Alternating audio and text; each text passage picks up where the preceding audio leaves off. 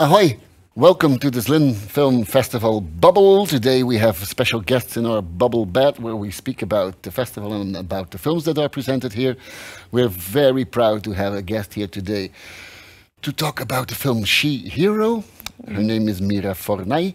She's the director, and I would like to ask her, can you tell in, let's say, 5 sentences what the film... Yeah, this film can be explained in 5 sentences. I think it's very well possible. I think you can do it. Yes, I can do it in 1 sentence. Yeah, I thought so, but it sounds a little bit like humiliating. The film that could be resumed in 1 sentence. Okay, so it's a story of a little girl called Romy, and she's looking for her bird in the forest, ancient forest, and that's it. Simple. And she's meeting like people. Exactly, and she's using also... It's a forest road movie.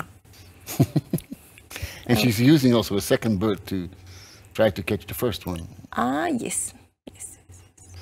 And it made me think that they always say that people who have dogs and go walking with dogs, they meet other dog people and then they start talking. So dogs help you to connect with other people. Yes. In this case, birds help her to connect with other people. Lost bird. Lost bird, yeah. Lost bird. Because she meets a lot of people in the forest. Yes, she does. What kind of people does she meet? But you saw the film. Yeah. Okay, I'm the talker here. Okay, good. She meets like a random kind of ordinary people, let's say. It's not very excited characters, I would know.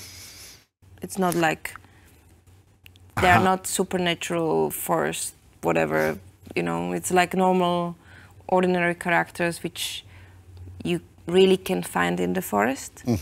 So you meet like, okay, there are like the soldier is not pretty much, he's magic, so he's maybe, there is one magic, like realistic magic character.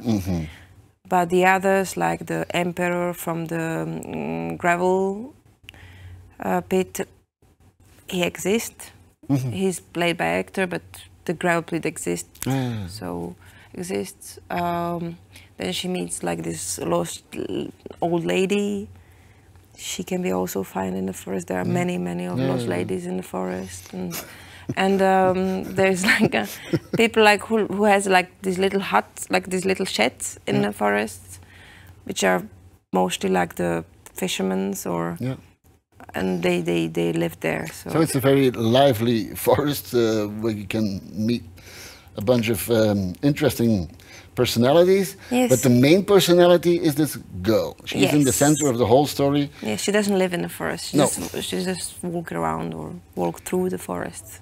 Yeah, but when first let me ask you this: when in the opening scene of the film, when we are like entering the forest, it's like we're gonna enter some strange universe that is a little bit away from the rest of the world. It's like a gate to a magical world that she's walking into. That was very much how I got into the story. That's good, huh? It's like fairy tale in this way. It's a realistic, realistic fairy tale, let's say. And yes, like for me, it was kind of, I think like for every kid, when you enter a forest, it's kind of like adventure. So she is entering the forest and starting an adventure. And who is she? Can you tell? Yeah, she's in every scene of the movie. She carries the whole thing. If you think back about this movie, you only see one person. Like she's there all the time. Who's she? Yes, she's. Her real name is Rosmarina. We call her Romy in the film. She's 8 years old, very curious girl, little girl. And I think like she goes against all the stereotypes about like kids, like girls in that age. Like she's not this kind of princess, like save me and stuff. Like she's very kind of focused and action-orientated, like person. I think she was also A bit of a stubborn person. She's stubborn person. Once she has something in her head, you're not going to talk it out of her. Yeah. She's like this in real life, I would say. Yeah, and she has this friend, Tipko, in the film. Mm-hmm. He's kind of more feminine guy, more kind of like, he thinks more than do. Mm-hmm. She's the action and he's the thinker. So they're like perfect couple. And basically he gave her the idea about the birds and stuff. And basically he's the one who has the ideas and she is the girl like who is doing the action. Yeah. In your whole explanation, there's a lot of he and she and she and she, because it's very much very all over the film. Yes. And it's even in the credits that, well, it's even in the title. Yes. Like the she hero. And then in the credits you also tell us like the she scriptwriter and she camera she scriptwriter, person. there is nothing like that, but because like it's my film, but I did many things in this, but in English you don't have this she, like in Slovak and Czech you have like producer she, like it, you know, it's not used, like we're not using it, like women working in this she roles, like using also the men titles. It's kind of like business thing like this, but I trying to change it.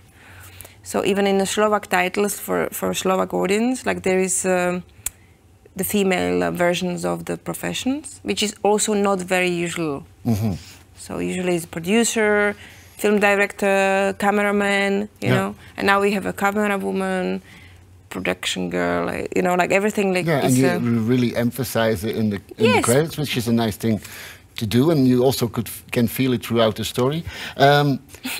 Yes, that's good. Yeah. Mm-hmm. You succeeded in your mission, I think. Mm-hmm. That's good. There is.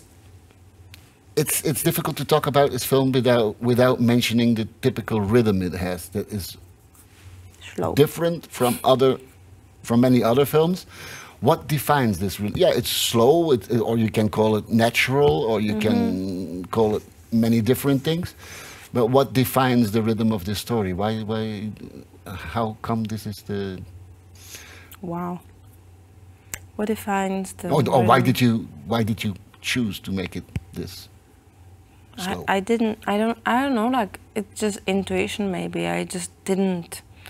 So your intuition defined the rhythm. Defined it. I had a supervisor for editing because I edited myself, and she like she supervisor. she was like she's very well-known editor. She's lady. She works with Kieślowski and Kusturica. And when I want to make the rhythm more action, she said no.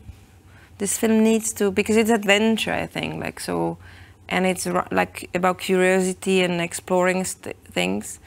So it's not about achievement, it's more about the journey. Yeah. So I think like this is the definition why the rhythm is very specific, because like you need to have a time for exploring things and to be curious. You need a certain rhythm. It's like traveling to unknown land. As a tourist, for example, like you also not, okay, some people take bus and then this and this, but this time like we just walk around the space. I was afraid to ask you this question, and then you were like, why are you asking me this question? And then you give me such a fantastic answer. That's really, that's exactly the kind of super interesting thought about the rhythm of the film. Unfortunately, I only can ask you one more question. Yeah, 10 minutes. It's the famous last question that we have. We're in Zlín, city built upon shoes. Can you show us your? Can you show us your shoes and tell us what's the story behind your shoes? Really, this is real story. Like this is real really question. Happening, my dear. Okay, good. Okay, I have. I bought them yesterday. You see?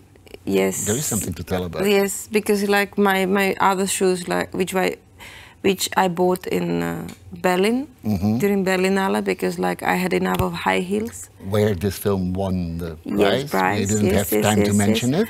And but we thought shoes so were more like important. That gets so dirty that I must buy a new one here. So this is the story of the shoes. I like them. It was sell out. Yeah, sales. Yeah. Sales. So very good price for nice shoes. Good job. So this is the only festival interviews where shoes are more important than awards. But I'm happy we spoke about the shoes. I'm happy we spoke about the film. Yes. We'll be forever blowing bubbles, like the West Ham supporters say, and we will do it with interesting festival guests for the next couple of days. And we were very happy to have Mira Fornay today. Thank you very much for having me. Thanks a lot. Thanks. Okay. The shoes question was funny. You ask this every guest? Yeah.